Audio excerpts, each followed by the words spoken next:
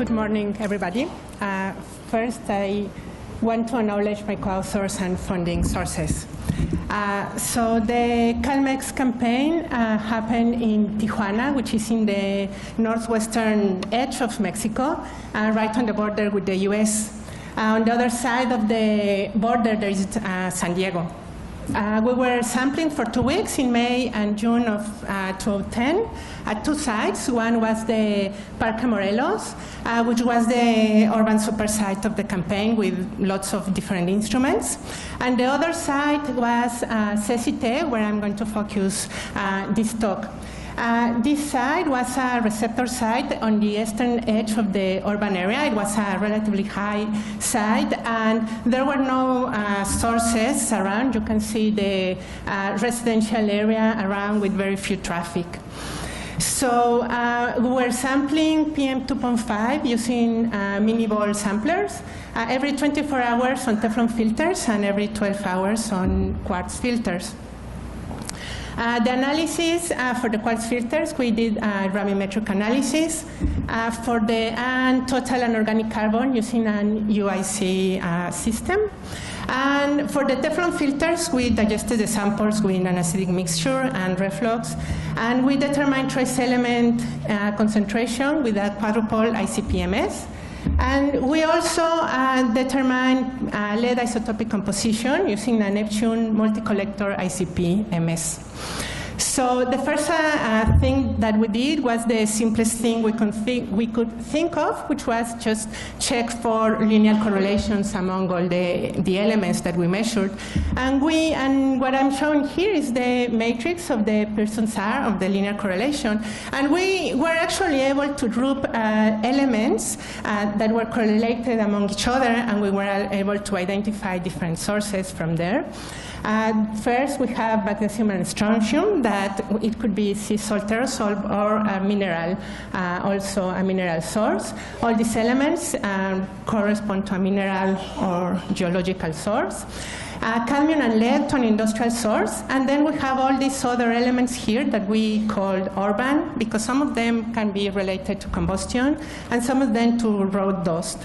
I must say that there is a paper already published by Minguignon that they also did a trace element analysis at Parque Morelos, the super site, and they found more or less the same sources there using a PMF method. The fact that we didn't need to go into these more robust methods as PMF or any other principal component method, it really means that at CCT we are getting all the regional sources and not the more local or variable sources at Parque Morelos. We also checked the correlations with the isotopic ratios of lead, and we found that all the isotopic ratios are correlated with the industrial source, lead and cadmium. And that means that really the main source of lead to the atmosphere in Tijuana is an industrial source. In this slide, I'm presenting all the time series of all the measurements that we did at CCT. And all the elements are classified by the sources that I said. And this figure basically said the same thing that the correlation matrix that I already showed. But I just want to point to the fact that by the end of the sampling, we were seeing larger concentrations of the industrial elements and isotopic ratios. And I want to come back to this in a few slides.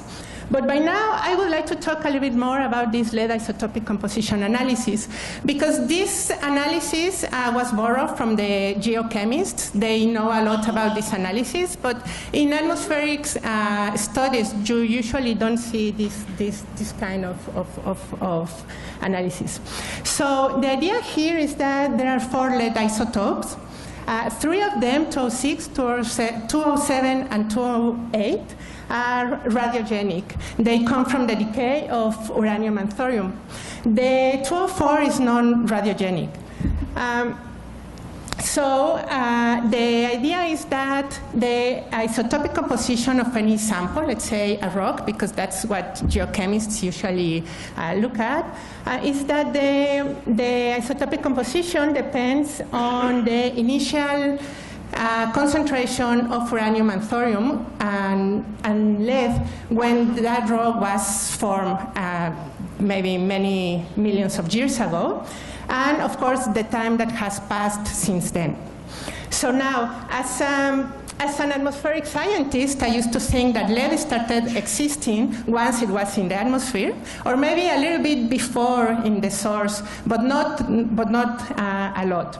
So now, what I have to think is that all the sources actually have all the lead in all the sources have a long history before getting into the atmosphere. So, and that history might last many millions of years. So I already talked about rocks, but maybe gasoline, I have to think that gasoline ultimately comes from the petroleum wells, and they also have a history of lead, of the formation and all the decay, etc. Same thing for coal, biomass burning. Incinerators have also been identified as sources with characteristic isotopic composition. So once that lead is in the atmosphere, the assumption here is that the isotopic composition of any atmospheric sample, which is PM, lead exists only in the PM, it's a linear combination of the isotopic compositions of its sources. So that means that if I know the isotopic composition of all the sources of lead, of all the sources into the atmosphere, and I know the isotopic composition of lead in my samples, then I can in principle calculate the contribution of each source to the atmosphere. So that being said, I'm showing here the isotopic composition of all the samples that we had in Tijuana, in Parque Morelos, and in CECITE. And in here I'm showing two isotopic ratios with the same denominator. So when this kind of plots, you assume that all the isotopic composition of these points is a combination of the sources which lie on each side of the line. So since we already knew that lead in Tijuana was coming from an industrial site, so we decided to look for where is the industrial lead coming from in Mexico. And so we have here all the isotopic compositions of all the Mexican lead ores, and they all fall, you can have a straight line on them. The problem now is that it's not the same line as our samples. So then we look for the industrial lead coming from the US. And it turns out that a lot of the industrial lead in the US has very radiogenic isotopic compositions, much more than lead coming from other parts of the world, for example, Australia or Canada, which lay on this extreme. So this is this lead is called the Mississippi Valley type of lead, and it is represented by this mine in Missouri. So then what we are seeing, it makes sense as lead in Tijuana coming from an industrial source, and that lead might be from Mexican origin or from US origin. So then, just as a reference, here is a recent study of topsoil from Mexico City. And what we can see is that the isotopic composition that they found there is not as radiogenic as in Tijuana, probably because they don't use that much American lead in Mexico City. So next, I want to focus on the samples at CECITE. These are those. And when looking most closely into those, we see that there is a time trend in those isotopic compositions. So what we see is that the more radiogenic samples were sampled at the end of our time there, and the less radiogenic at the beginning.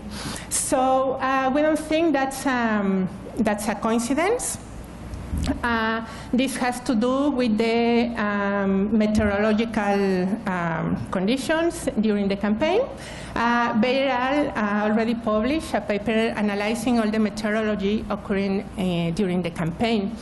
And so, among other things, they calculated forward trajectories from Parque Morelos and San Diego. And they classify the plumes in terms of the directions towards they are going to. And we see that the pink days are actually plumes going from Parque Morelos to the east. That's it, going directly towards Cecite, versus the blue and the yellow days are the plumes goes towards the southeast or southwest. So we think that the more radiogenic, and it makes sense that the more radiogenic samples have a more